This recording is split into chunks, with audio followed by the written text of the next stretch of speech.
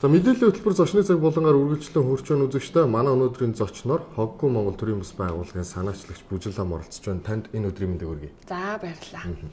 Тэгэхээр сүүлийн үед таныг гялгар уутгүй Монгол хөдөлгөөнийг бас тэргүүлээд нэлээ явж байгаа гэсэн иймэрхүү мэдээллүүд байгаа.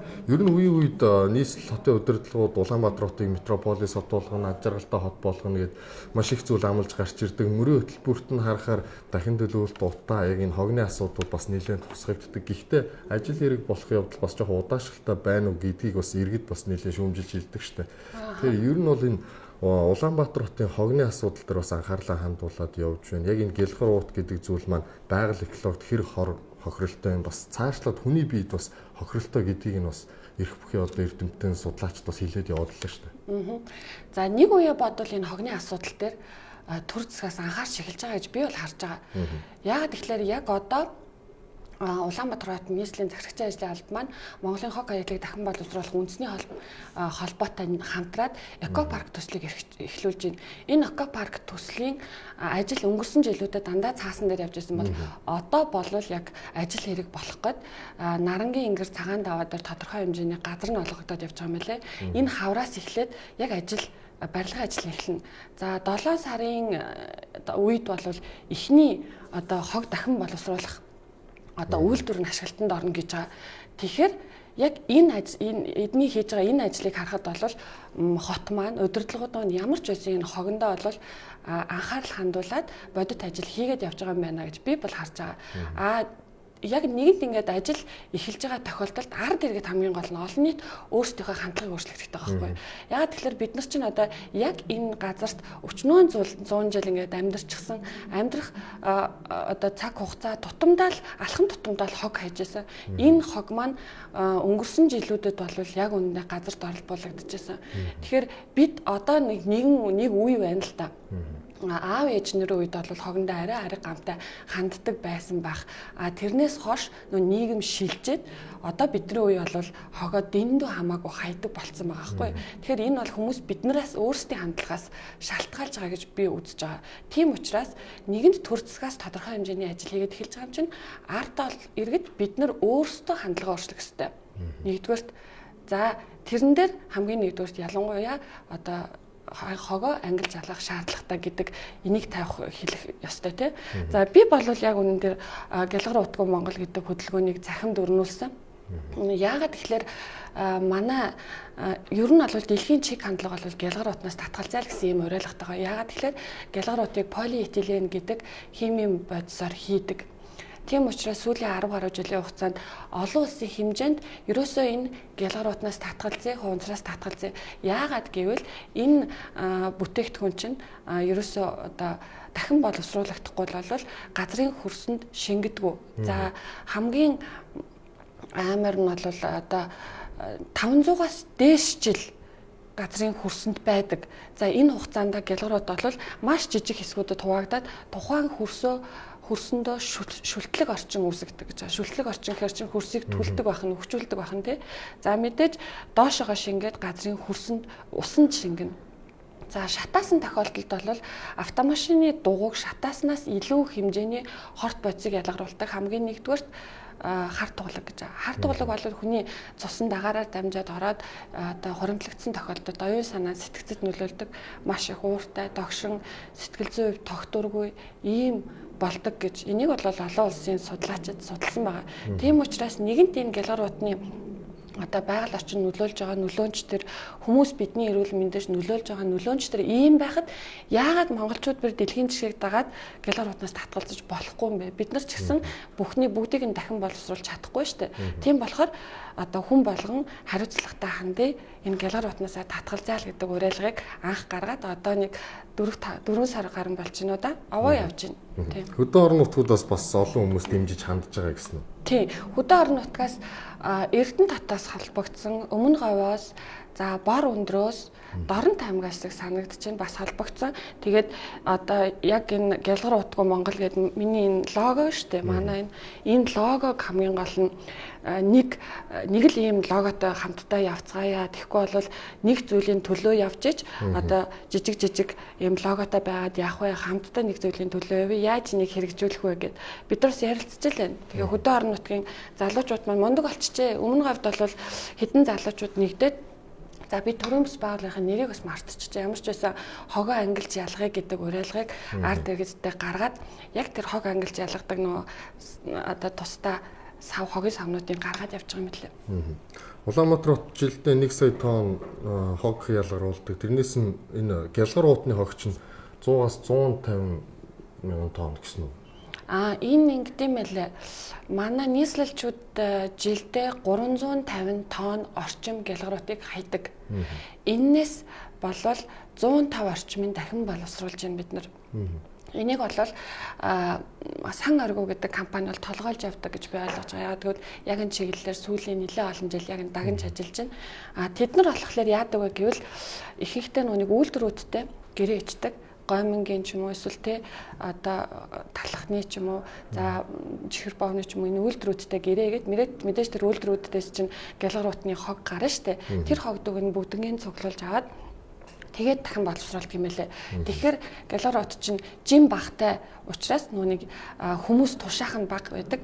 Хор өнөөл ихтэй мөртлөө тийм баггүй. Тэгэхээр яг үйлдвэрүүдтэй гэрээ ичгээр арай хялбар болчихж байгаа. Тэгээд 350-аас 150 дахин боловсруулагдаж байгаа хэрэг 200 байна те. 200 тонн Гялгаруут нь бол одоо дахин боловсруулахдаггүй шууд хөрсөнд шингэж ийн гэсэн үг л те. Байгаль таягдж байна. Тэгэхээр тэр бол ихэнхдээ ахуйн хэрэглээс гарсан буюу миний Гялгаруут, миний хайсан Гялгаруут, таны хайсан Гялгаруут байх магадaltaй байгаа. Тэгэхээр ерөөсөө хаана л хариуцлагатай байх хэрэгтэй. Би ингэж бодоод байгаа. Монгол хүний дундаж насал 65 штэ. Тэгсэн энэ Гялгаруут чинь хөрсөнд шингэхдээ зарим тохиолдолд 500-аас дээш ч л гэж байгаа байхгүй. Тэгэхээр миний хайсан нэг Гялгаруут маань миний хүүхдийг, миний ачтыг за тэрнээс дээшээ би бодоод утсан бараг 8 9 дэх үеийг минь хордуулах тийм хэмжээний хорыг би хайчаад өгч байгаа байхгүй. Ийм богинохон хугацаанд амьдрах үежиж хэдэн үеэ хордуулах Гялгаруут хаяад яах юм бэ те? Тэгэж бодоод байгаа. За нэгдүгээрт, хоёрдугаарт бол одоо ингээл бид нар гэрээ сайхан цэвэрлээл хогоо гаргаал хайцдаг те. Герман сайхан болдог. Тэгэл хүн болгон сайхан нүрээ будаад ч юм уу одоо эрүүл байна гэл эрүүл хоол идэл за тэгэл одоо нөгөө дасгал сургууль тэгэл энэ хүүхдүүдтэй наанд жил чихэр өгөхгүй харшил өгөөд ийн гэдэг үгүй эн чинь зөвхөн хоол унднаас болоод байгаа юм биш байхгүй юу? Орчны бохирдол гэдэг чинь зөвхөн утаа биш хөрс ус агаар тэр чигтээ хөрсний бохирдол манад амар их байна. Хөрсний бохирдол юунаас болж ийн гэвэл бид нар хичнээн 100 жил энэ газар нутагта хогоо үнэхээр замбраагүй хайсантай шууд холбоотой. Тэгэхээр бид нар гараал нэг хөрсөн дээр гიშгэн, гараал нэг хөрснөөс уснаас уун, гараал нэг агаараар амьсгалах юм чинь хичнээн өөрийгөө тордоод үр хүүхдээ сайхан эрүүл байлгая гээд одоо амин дэм өгөөд яах юм тийм үстэй. Тэгэхээр орчноо эрүүл байлгах шаардлагатай байгаа байхгүй. Иргэд хамгийн гол нь хогоо тийм ээ одоо хуванцар сав гэдэг юм уу, Гялгаруут гэдэг юм уу, эдгээрийг ангилаад бас хайдаг болох тийм санал санаачлаг уриалгыг бас гаргаад явж байгаа гэсэн шүү дээ. Тийм, иргэдээс гадна би бол иргэд жоохон хойрог байна л гэж хэлэх гээд байгаа энэ тал дээр. Яг гоо захирагчийн ажлын алба энэ Монголын хог хоёрыг дахин боловсруулах холбооноос ажлууд хийх гээл энэ мэдээж алдаатай оноотой л энэ туршлага бас байхгүй юм чинь бид нарт алдаатай оноолоо. Тэгээд би тэр хангул дүүргийн 1 2 3 дахь хорон дээрээс мөлөө оноос өмнө туршсан. Тэгээд тэрэн дээр очиод бид нар нэг айл өрхүүдийнх нь хүмүүсээс одоо асуулаа л та. Энд ингээд та нарт англи ялгаа тавиач тогийн сав тавьсан юм штэ. Яагаад ангилж чадахгүй байгаа юм бэ гэсэн чинь ихэнх нь ёстой зөв санаачлаг гэж хүлээж авч байгаа мөртлөө ерөөсөө тэрийг одоо дагаж мөрцөн ховор. Яагаад тэгэхээр нэгэнд бидний одоо ялгаад хайсан хогийг нөгөө хогт удаг хүмүүс чинь сандаачаал нийлүүлээ аячих юм байна шүү дээ. Нэгдүгээрт ингэж ялж байгаа. Хоёрдугаарт бид нар ингээд сайхан ялгаал хийж идэг тэтгэлтэй нөгөө тээврийн компаниуд чинь бүгднийг холиол аваа явчихж шүү дээ. Тэгэхээр бид нар яах юм? Ямар ч хэрэггүй гэл. Тийм л юм яриад байгаа байхгүй. Үгүй. Би ерөөсөө тэгж бодохгүй байгаа. Бид нар юу гэж бодож байгаа вэ гэвэл өнөөдөр та хог ялах гал хичээгээл заяа. та хог ялгана, би хог ялгана. Тэгэнгүүт танаа хүүхдүүд ч харах байхгүй юу? Тэгээд танаа хүүхдүүд гэдэг чинь хинбэ? Манай Монгол улсын ирээдүй байхгүй юу? Хүний амьдралыг одоо чиг хандлага одоо бүр тогтсон хөвшлийг бол хоп гэл нэг өдрийн дотор өөрчлөхгүй штэ. Та хичээгээл хогоо ангилж ялах ёстой шүү гэл дотроо хичээгээл үр хүүхэдтэй үйлдэлээрээ харуулаад ах юм бол хүүхдүүд чинь сурна. Хүүхдүүд чинь сураад хөвшнө. Хөвснээрээ яг 20-30 жилийн дараа Монгол улс 100% хогоо ангилж ялгадаг тийм улс болно. Тэгжиж бид нар цэвэр орчинтой эрүүл тийм л болох юм байна. Тэгэхээр битээ тэгж бодоорой л гэж хэлэх гээд байна. Одоо энэ томоохон супермаркет дэлгүүрүүдтэй уулзаж ярилцж үзсэн бол одоо энэ миний дэлгүүрч гэдэг юм уу өөр том супермаркетууд бүгдээрээ өөрсдийн гэсэн нэрийн уутнуудыг гаргаж өгдөг. Худалдаа авагчдад бүгдэнд нь одоо яг тэр уутанда барааг нь хийгээд ингээд явуулдаг. Тэгээ эргээд одоо тэр уутыг нь эргээд ашиглахдаа уцаад яг нөгөө хогоо уутандаа игээл ууттай чигээр нь хогоо гаргаад хайж шин л. Энэ томоохон супермаркет ч гэдэг юм уу энэ уутыг маш ихээр оруулж ирж үйлдвэрлээд ингэж иргэд рүү нийлүүлээд байгаа энэ байгууллагуудаас уулзсан болов. Энэ одоо бид нар төсөл биччихэл байна. Төсөл судалгааны хэмжээнд нэгэнт энэ томоохон супермаркетууд маань тодорхой хэмжээнд нийгэмдээ бас хариуцлага хүлээх ёстой. Нийгмийн хариуцлага гэж байх ёстой учраас нэг өдрийн дотор л одоо бүх гялгаруудаа болж гэдэг юм уу тий. Хин нэгний бизнес шууд халдах ямар ч хэрэг байхгүй. Тэр чинь худалдаж авах зайлшгүй шаардлагатай иргэдэн байна. Тэгээ иргэд байгаа учраас нийлүүлээд байгаа байхгүй юу? Тэгэхээр нийгмийн хариуцлагын хүлээх хүрээнд тодорхой хэмжээний даавуу уутнуудыг зайлшгүй байлгаач. Нэгдүгээрт, хоёрдугаарт цаасан уутыг байлгах боломж байна уу гэдгээ судалж байна. Тэгэхээр цаасан уутыг хамгийн гол нь яг манайхан өөрсдөө дотооддоо цаас үйлдвэрлэдэггүй учраас яг нөгөө анхан шатууд хүнсэнд хэрэглэгдэх цаас гэсэн үг шүү дээ. Үйлдвэрлэдэггүй бүх цаасаа урдаас авч байгаа учраас үнэтэй тусч үлээ. Үнэтэй. Тэгэхээр ч н одоо нэг алим авахын тулд нэг одоо юу авахын тулд тийм 2000-аар цаасууд авах иргэн олдохгүй тий. Тэгэхээр энийг бид нар судалж байгаа. Хаанаа л одоо хариуцлагатай байх хэрэгтэй. Тэгээд гарц бас хайгаал байна. Нэгдүгээрт энийг олвол манай төрийн бас байгууллагын өөрсдөө яаж гялгар утнаас татгалзаж болох вэ гэж бүхэл нөө талын судалгаа хийгээд байгаа шүү дээ. Тэгээд дэлгүүрт ороод бид нар яадаг вэ гэвэл хамгийн гол нэг ногоо жимсээ нэг гялгар утанд хийж гараад байдаг шүү дээ. Тэр бол нэг удаагийн хэрэглээ байхгүй. Тэрийг олон улсын судалгаанд бүр 12 минут хүн хэрэглэдэг гэж үздэг. Хогооч хийдэггүй. Зүгээр дэлгүүрээс ногоогоо авч гараад авчаа хийдэг байхгүй. Тэгэхээр ядаж хүмүүс нэг ийм уттай олчвол тий. Энэ ут бол би яг намар өөртөө шинээр авсан байхгүй. Тэгээд энэндээ альмаа хийчин, жимсээ хийчихнэ. Машинда нэгийг тавьчихдаг, гэрт нилээд байгаа. Тэгэл ингээд барай авчихлаар амар юм чинь. Тэгээ би хамгийн гол нь хүн өөртөө нэг сэтгэл хангалуун байх тий. Би байгальдаа ээлтэй амьдарч ийн гэж бодох, хин нэгэнд би хор учруулахгүй байна гэж бодох чинь хамгийн сайхан нь сэтгэлийн амар амгалан байдаг байх гэж би боддог. Тийм учраас одоо ингээд ийм уутанд дэлгүүрээс бараагаа хийгээд аваад байгаа шүү дээ. Тэнгүүт өөрт амар бахархах сэтгэл төр нэгдүгээрт, хоёрдугаарт бусад хүмүүс энийг хараад анзаардаг байхгүй юу? Анзаараад хөөх ямар сони ингээд хараад идэг. Тэгэхээр тэр хүмүүс өнөөдөр энийг хараад хөөх сонин гэж харж ивэл маргааш 2-3 хүн ийм тортой байвал өөрөө ч гэсэн ийм тортой болох юмсан гэж бодно.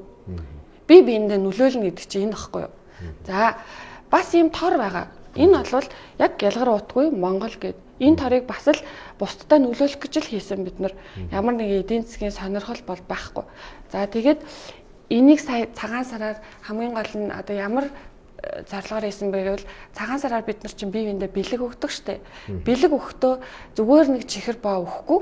Нэгэнт одоо ах トゥ утэйгээ золгох гээд гэр бүлэрээ золгох гээд явж идэг. Тэгээ гэр бүлэрээ золгож ирээд тор дүрэн бэлэг авдаг. Тэр торн бэлэг нь нөгөө гялгар торнд хийгддэг тий. Тэгэхээр хүмүүсээ ийм тор бэлгэнд өгөөч. Тэгэх юм бол тэ байгальтай ээлтэй. Дээрээс нь олон хэрэглэгдэх байхгүй юу? Тий. Тэгээд ийм гялгар юу яасан бас тор хийсэн байгаа.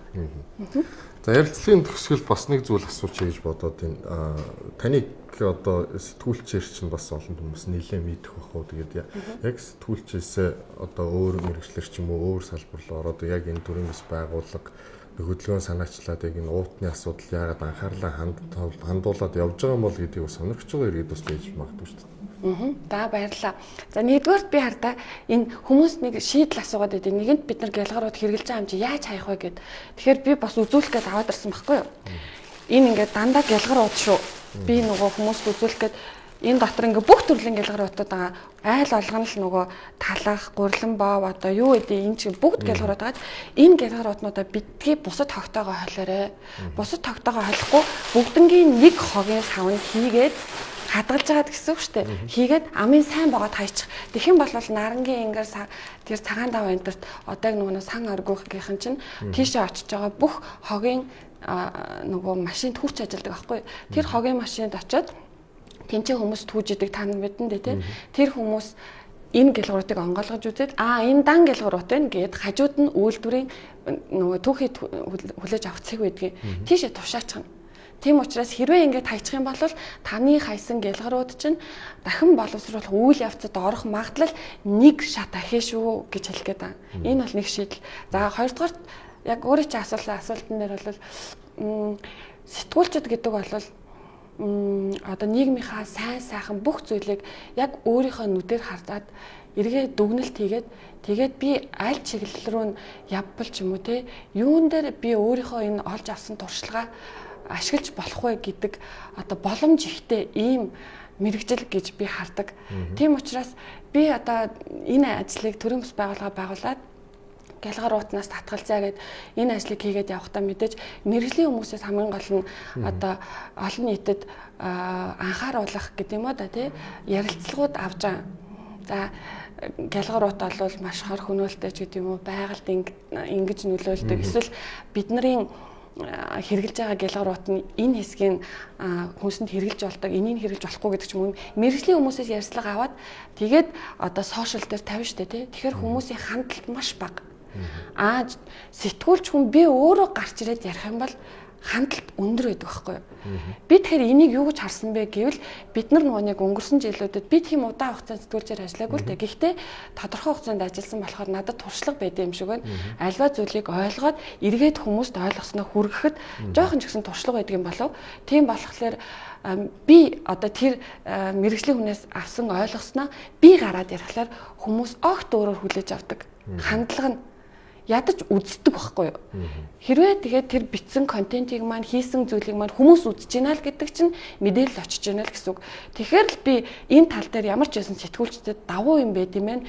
Нийгмээ бид нар дандаа муу мухай бүхнийг нь ирж хайгаал те бүр нэг болж бүтэхгүй бүхнийг нь бүр ингээ хачирлж байгаа л мэдээлдэг зарим сэтгүүлчд байна да. Ингэхээсээ илүү сайн сайхан юмд уриалах юм бол биднэрт илүү боломж байд юм байлаа шүү гэж би бас хэлэх гээд байгаа.